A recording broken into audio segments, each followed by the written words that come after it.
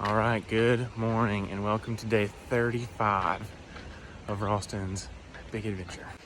Okay, so the plan today is to do about 15 miles to whatever shelter that is. But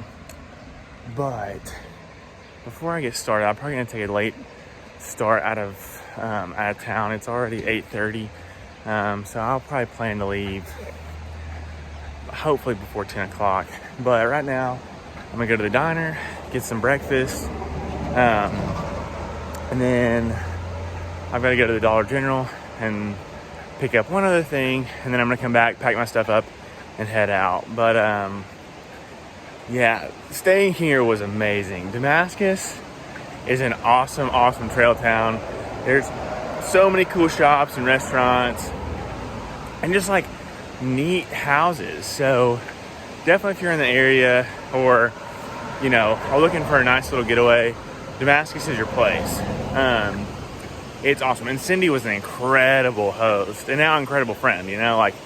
She was awesome to stay with, so much fun, so kind.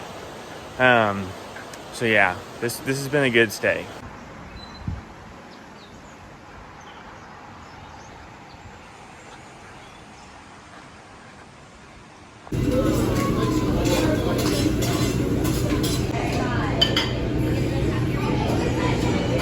Well, it is an absolutely gorgeous day here in Damascus, and I'm thrilled. Could not be happier with just the clear skies, the warm weather, because we just haven't had that at all this whole last week. So this is just truly just a good day, and got filled up on breakfast this morning. Man,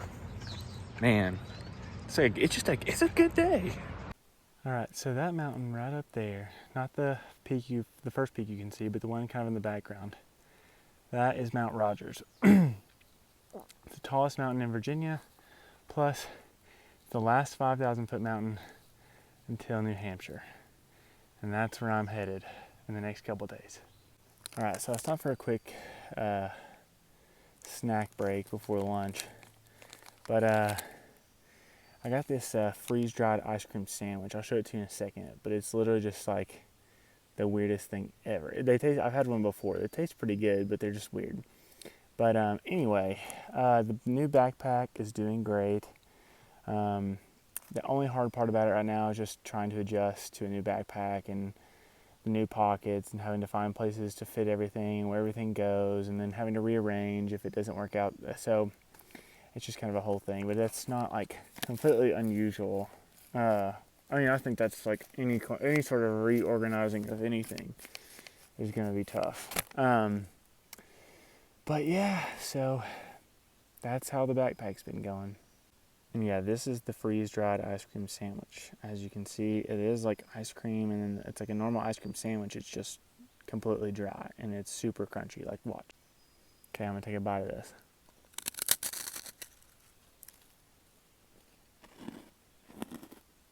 Yeah, corn food. So I keep forgetting to mention this, but Virginia is actually the longest state. Sorry, there's a whole big tree down that is completely covering the trail. Virginia is the longest state of the entire AT.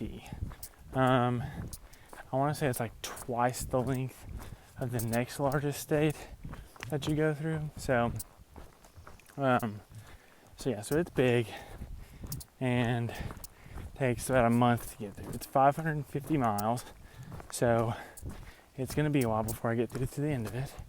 But one of the things about Virginia that I guess could be interesting is that it gets apparently very monotonous through here, because this is where the green tunnel really picks up. You'll go for miles and miles through the woods, hit a viewpoint, miles and miles through the woods, hit a viewpoint, and it's not quite like the Smokies where you're riding ridges and doing all that kind of cool stuff. So a lot of people try to get through Virginia pretty quick. because of that. But yeah, just that's, I guess, what you can expect. Maybe not. Maybe I'm wrong. I don't know. I've been wrong a lot so far with my assumptions, so I could be totally wrong. But yeah, it's a very long state, and I'll be here for a long time.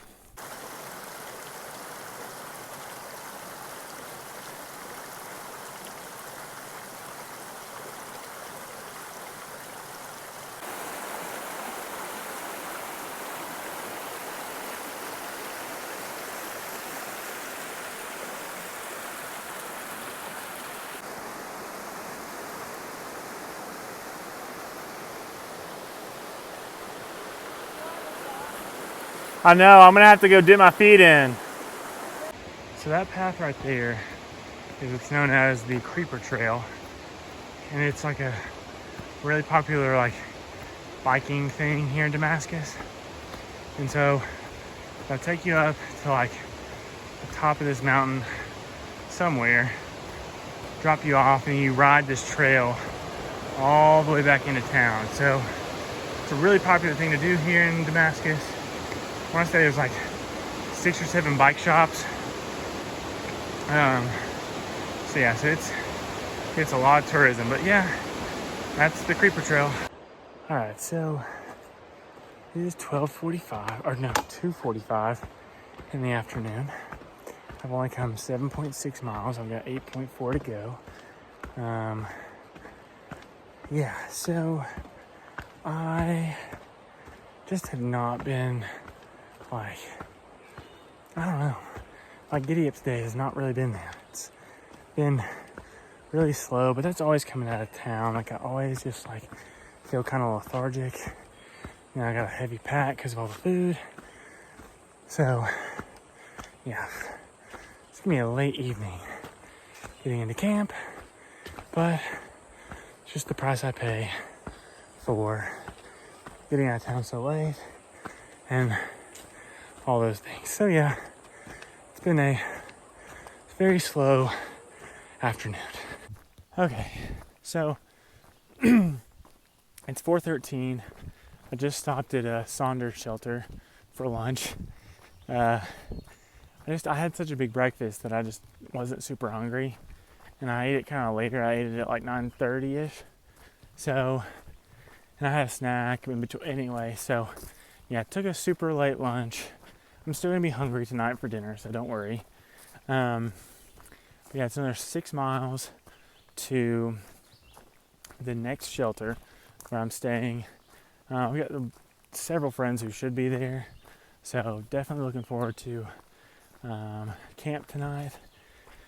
Let's see, what else? Oh, there were a couple people at the shelter who were section hiking, and they were just really cool to talk to. And again, like that's one of my favorite parts out here is like getting to a shelter for lunch or getting to a stopping point and there being people to talk to. Cause you just like, I don't know, like more likely than not, I always have like really incredible conversations and yeah, and it's just fun meeting new people and talking to them. So yeah, good little shelter visit. Alright, so I was talking to Dirt Bell the other day, and if you remember Dirt Bell, she's the girl that I met like right before coming into Damascus. I'm not going to explain how she got her trail name. It's a really long story. Plus, it's a little inappropriate for a younger audience, let's just put it that way. But if you're really curious to know, just ask me when I get back and I'll tell you. It's actually pretty funny. But anyway, so what was I going to say? Oh yeah, we were talking about, I really enjoyed hanging out with Dirt Bell. She was really cool, just in many ways kind of like me as far as just like really trying to reflect on this experience and what it's like, and you know, trying to share that with people. So we were talking, and one of the things that like nobody really talks about as far as thru hiking, I don't think anyway, or people don't talk enough about, is just like the monotony of thru hiking. Because the thing is like people really glamorize like the big moments and like the big views. I mean, I do the same thing on my social media, right? Like my Instagram and Facebook. On here, I don't as much. I try to be as candid and show you as realistically as possible, you know, the highs, the lows, everything in between. But through hiking is extremely monotonous. I mean, you're walking for hours and hours and hours on end through the same thing, trees, mountain laurels, rhododendrons, like all of the above. And, you know, the novelty of it wears off. I mean, that just depends on each person, but eventually it wears off, right? Like, eventually, like, it gets old. You want to see something new. You want to see something else. And so it can just be boring a lot of the time. And I mean, a lot of, you know, through hikers will listen to music, they'll listen to podcasts, they'll try to get in groups and hike together and just talk all day. They may download like TV shows, movies, to just like try to like get them through the monotony of walking through the woods when it's just like the same thing they've seen for like the last month, 2 months, whatever, however long they've been out here. But the thing is like, you know, you have to make this experience personal. Like, you have to make it like to avoid just getting, you know, beat down by the monotony, and also just kind of the, you know, a lot of people out here, it gets hard and they don't like climbing, or, you know, they want to, you know, stay at the same pace as some of their friends because they don't want to leave their friends behind, or whatever it may be. But at the end of the day, you've got to make this experience personal. I'm just like, am I going to finish this or am I not? Am I going to be a thru hiker or am I not? Am I going to be the 0.0000001% of the population who makes it, or am I not? And, you know, it's just such a battle every day, because it's like, you know, a lot of times, you know, to achieve and to you know, to live your dreams, to be the people you want to be, to, you know, be the hero, whatever it is, like, it's a lonely, monotonous walk. But let me tell you, the rewards at the end for finishing far outweigh the monotony and the loneliness and then whatever else comes your way. Because at the end of the day, when you finish and you're triumphant, you can do anything. You can do absolutely anything at that point. So you gotta stay the course. You've got to press on. You've got to make it personal. Are you gonna do it or are you not? Okay, this is like a 5-minute preaching session, so I'm gonna end it now, but thanks.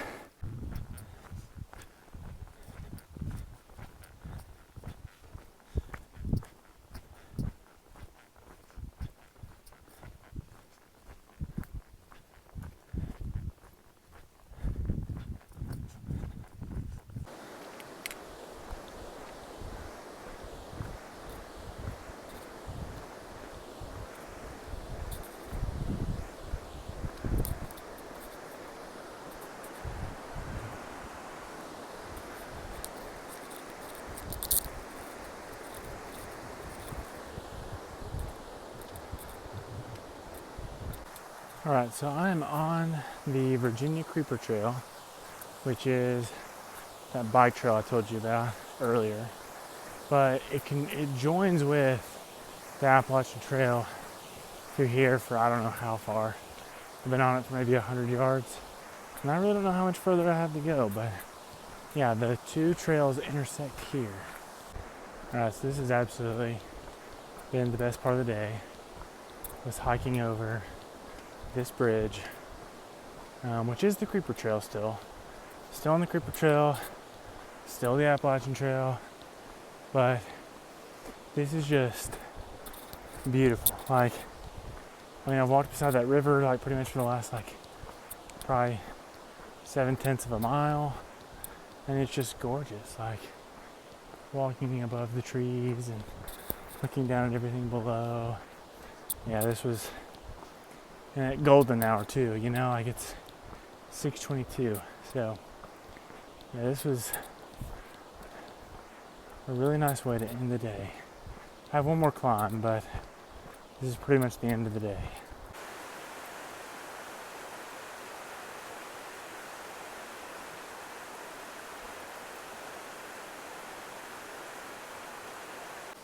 Okay, so I've been walking by all these rivers all day and big creeks and everything else. And man, it's just so pretty walking by the river.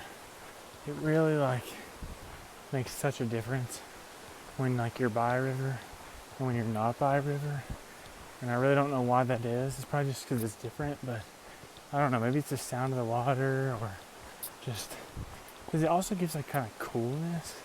I don't know, like it's walking by the river it just hits way different than walking through the middle of the woods without it. So yeah, good job, Virginia. So far, you've been incredible with your water sources and your rivers. 10 for 10, like way better than anything I've seen so far. All right, so I made it to the shelter. It is 7:26. Made it here about 20 minutes ago. Took forever. Stefan's over there hanging out. And just check out all the people here. So we've got some tents up there. That red tent right there, that's the Nuts family. They're a family of like 6. There's my tent. But yeah, the Nuts family, they're a family of 6. Their youngest is 6 years old. Their oldest is 12 years old. And they're hiking the entire trail. It's crazy. And then you've got Tent City over here. So a bunch of people here tonight. But for me, it's dinner time. All right, so this is why I don't even look the same. It's funny. So this is why I hate being able to like super late into a shelter, because I am so slow and so meticulous about like dinner and water and getting my stuff together, and it just takes me forever. So I always end up like wanting to keep everybody up, and I like to just kind of mosey around. Like I don't like to be in a rush to do anything. So yeah, I hate being late for the shelter. I'm getting toothpaste out. But yeah, but this is my last chore. I just gotta brush my teeth. I already put my food in the bear box, and then just need to put I need to filter some water, and that's it. But as always, thanks for your support. Thanks for following along. Really appreciate you. Hey y'all, it's Ralston here, hiking the AT. I'm hiking the AT for several reasons, but one big one is to support the Isaiah 117 house in Blairsville, Georgia. This organization is dedicated to helping foster kids at the moment they're taken out of the home and some of the most traumatic parts of their lives. That's where they seek to intervene, and so they seek to provide a house with food, clothing, foster parents, almost pretty much immediately after they're taken out of the home. So it's a really, really great organization that's dedicated to bettering the lives of children. And I just could not be more appreciative and more excited to support them and of all the work they're doing. So if you'd like to help out and donate, you can visit the link below, and it'll take you to the donation page. But please consider giving a gift to help support Isaiah 117. Thanks for tuning in, and as always, Maverick out.